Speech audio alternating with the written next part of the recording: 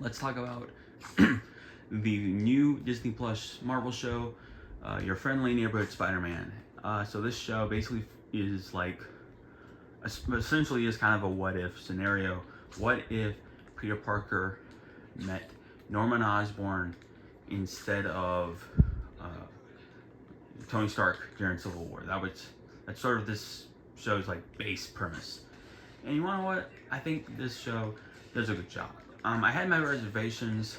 I do think that the oop, I do think that the animation looks better when Peter is swinging. Like it really does look a lot better once you sort of get used to it. You know, like in motion, it's still a little choppy, and I think that's maybe its biggest flaw is its animation. I also really don't like the name Your Friendly Neighborhood Spider-Man. I understand why they changed it from Spider-Man Freshman Year, but like honestly, I don't know. I just think we're kind of running out of we're sort of running out of Spider-Man show titles, I guess, at this point. But it's okay. We're in the same boat as Ninja Turtles, so whatever. But anywho, I do like overall this show. I think the cast is really good. I don't really have I genuinely don't have too many problems with the show other than, yeah, it's animation. Although I think it looks the best when Peter is swinging. I also don't like that they use the Future Foundation suit. Like, I understand, like, the Future Foundation suit, the way that it sort of is depicted is that it's the corporate Spider-Man suit that he has to use before, before he can get his classic red and blue. Like, I get it, and it serves a narrative purpose, but I don't know. You can never go wrong with the classic red or blue. I'm a traditionalist at heart.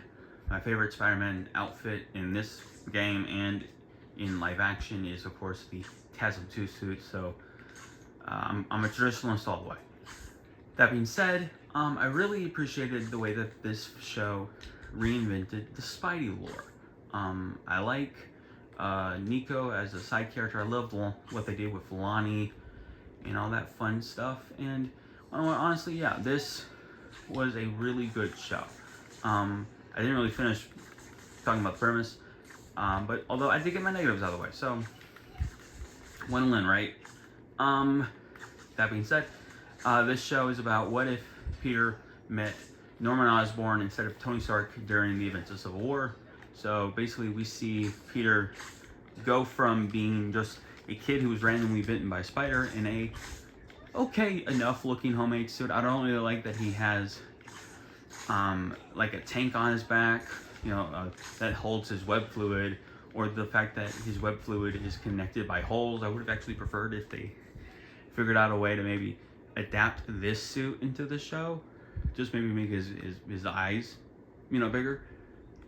But it's ultimately fine enough, especially since he only has that suit for maybe 3 episodes.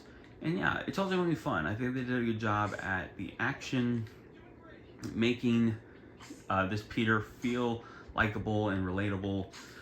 He very much does feel like Tom Holland's Peter Parker, which is sort of like what they were going for. This is kind of MCU adjacent, but I do especially appreciate that. Like, this is like nice, like this is happy-go-lucky Peter, but he's learning about his mistakes. He's learning from his mistakes. He's learning about great power and great responsibility. And I like how they sort of use that phrase this season and sort of turn it on its head to where he sort of like with Uncle Aaron and Miles Morales in the Ultimate Spider-Man comics. I've talked about this before. In the Miles Morales original comic book run from the Ultimate comics, I talked about this in my I think in my Spider-Verse review. That back 5 years ago now, or almost 5 years ago now. That it was really cool that Bendis sort of had Uncle Aaron tell Miles, essentially great power comes great responsibility, except he did it in a more selfish way. Like, you have a responsibility to me. And I appreciated that they sort of took that and changed it. I'm not really going to spoil how they changed it with Norman, but I very much sort of felt like they were sort of tapping into that sort of a thing with what they were having Norman say to Peter in that I think that's the second to last episode where he says it. And I like that quite a bit. Another thing I like is surprisingly Harry. This might be, I know this is only the first season, but this actually might be my favorite version of Harry, because typically Harry is, I've never really thought about it too much, but traditional sort of depictions of Harry, I do typically have like a bit of a problem with. He's always just the weak, the weak, the spineless son of Norman Osborne, who's always a brash, hot-headed, business mogul. And this guy, this Norman, who was played by, Coleman Domingo, that's his name. He was nominated for Best Actor, I believe, for the film Rustin that came out last year. He's also Unicron, the best Unicron, I think, ever in Transformers Rise of the Beast. That's sort of like the one compliment that I can give that movie, is that like I really thought that even though good old Coleman was only in like 10 minutes of that movie, I thought he actually did a really good job as Unicron. Second best Unicron is probably the dude from Lord of the Rings, who's in Transformers Prime. But yeah, like I thought, like Coleman Domingo. I forgot that's who was playing Norman in this show until like today I saw it. I was just like, oh yeah, I thought I heard that he was in this show. So like that was kind of cool to like learn in like the final episode of the show. But that being said, I really liked Harry. I thought this was a great Harry. He's confident, although he does have his insecurities. And I think that's what's great about Peter too, is that like they did a good job at sort of being like, okay, Tom Holland's Peter is, a bit of a mess. I've talked before in like No Way, or in Far From Home, I don't really like how in that film and in the two Avenger films that he was in, that they kind of made him remarkably dumb. Like, and I thought that Tom Holland's depiction of Spider-Man in like Homecoming, I always thought was like really good, because he's just, he's a brilliant kid, but he's still learning about life. And I also really like what they do in No Way Home, where he makes a very Peter Parker-ish like bad decision that basically becomes the catalyst for the whole movie going up Crab's Creek,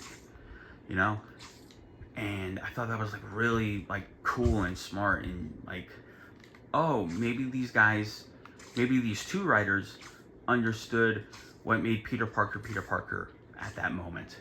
And my issues with Tom Holland's Peter Parker could easily be fixed, especially in Spider-Man 4, or whatever Spider-Man 4 turns out to be like. Because we at this moment of recording, we don't know. But no, this Peter like makes mistakes, and like he's a gullible young kid. He's not stupid. I mean, he's just naive, and I like that, because I feel like Tom Holland kind of had like his Peter felt dumb compared to just naive. And this really is like also what if Marvel just had Spidey from the word go. And I like the Venom movies, and I love the Amazing Spider-Man films, stuff like that. And obviously everyone loves the Spider-Verse films, like they're brilliant. But, and this is a big but, everyone legitimately can agree that that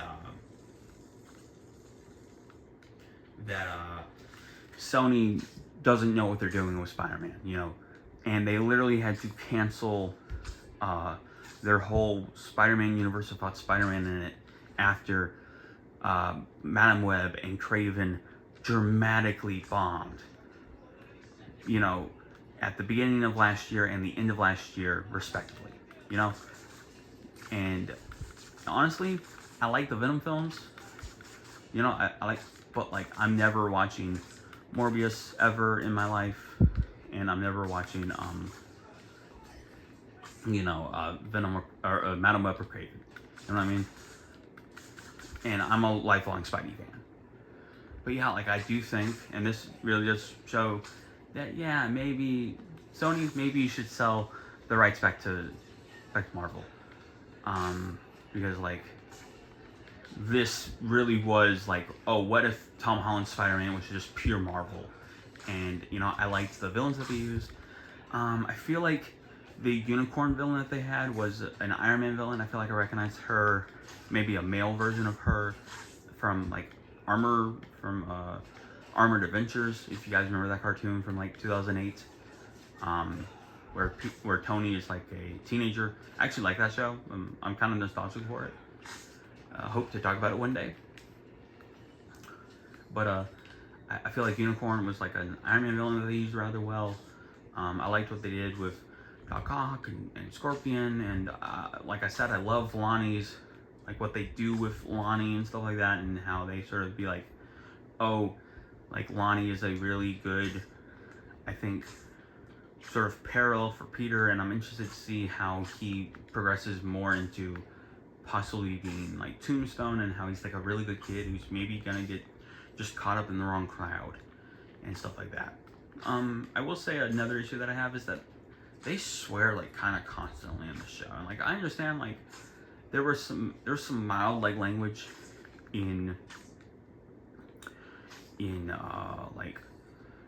what's it called, X-Men 97. There was some mild language, but X-Men 97 felt like a show kind of aimed at 12-year-olds and up, that I could kind of see a parent accidentally showing their kid that show, thinking, oh, it's gonna be it's gonna be the old X-Men cartoon. But even the old X-Men cartoon was kind of aimed at even the old X-Men cartoon was kind of aimed at 12-year-olds and up. So I don't know, they just kind of kept that tradition alive. I really don't like how sort of often they swear. It feels like in almost every episode there's at least 3 swear words, and that just honestly feels kind of weird, especially in a Spider-Man show.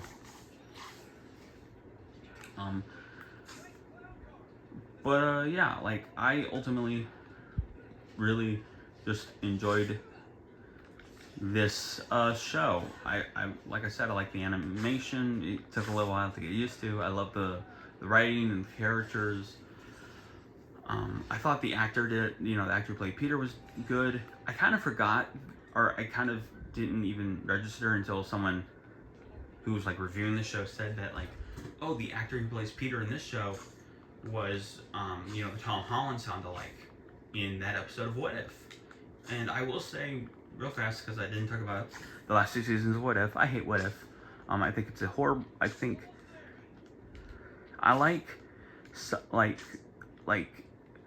the 4th episode of season 1 with Doctor Strange. I like the 2nd Peggy Carter episode, and the 1763 episode in season 2, and then did I like an episode in season 3? I don't think I did. That show was just awful. If it honestly felt like a waste of Jeffrey Wright's time, and I like Jeffrey Wright, but I don't know, I just did not like What If at all. But you know what? I think this Peter actor did a good job. Is it a little strange that he said woke, that he was worried that the show was going to be woke? yeah, that was a bit strange. But honestly, I think he meant to say he thought this was going to be like a dumb show. Like, he was worried that it wasn't going to be written up to snuff, and he was very happy to say that it was, and that he felt like it would resonate with the children of the day. I think he just misspoke, and honestly, that one person who I saw, and I heard like someone else say that that's probably what he meant, and I agree. But to that one person, and I'm not gonna name you, but to that one person who like kind of mildly freaked out in your own weird ADHD way to that, and it was like, you shouldn't say that that's what you're worried about. Spider-Man, and like you seem very like neurotic. Like you're almost like a short, kind of pudgy, like Ross Geller at that moment, bro. So like not a good look. But like, but you said that the next time any Spider-Man actor is asked that, they should say that they're worried about living up to the legacy of other Spider-Man actors. That's the only answer to that question. And no, I feel like he answered correctly, he just used the wrong word. Instead of saying woke next time, say you're worried that the writing might not be up to snuff, or that something may not be up to snuff, and that you want the best show for the Spider-Man like legacy to, sort of continue off of. That is the answer. And to anyone who acted like Ross Geller to that news, you might be part of the problem. But no, it was a little weird that he said that, but ultimately I think he just meant that he didn't want it to be poorly written. And I can honestly say that no, it was not poorly written. I think it was written quite well. And I would absolutely love a second season. Although hopefully they fix the front spider on this, because I don't really like that his front spider is just a smaller, like Oreo-sized version of his back spider. So hopefully they fix that. But no, I think ultimately they did a good job, and hopefully we don't have to wait like 2 years for a second season. I think it would really benefit your friendly neighborhood Spider-Man if it found a way to come out yearly. I don't know what has to be done about that, but I think that it would really benefit the show if, and there's a face plant to end it. I think it would really benefit the show if they just, figured out a way to make this a yearly thing. But yeah, that being said, I like the show ultimately. I would love to hear your comment, or hear your thoughts down in the comment section. And yeah, comment below. Let me know what you thought of this show. Did you like it? I do think that it's definitely up there. I do think that like the 90s show will always have my heart. Spider-Man will always have my heart. But I think this is most certainly going to be in like maybe my top 5 Spidey shows one day, because this really was quite well.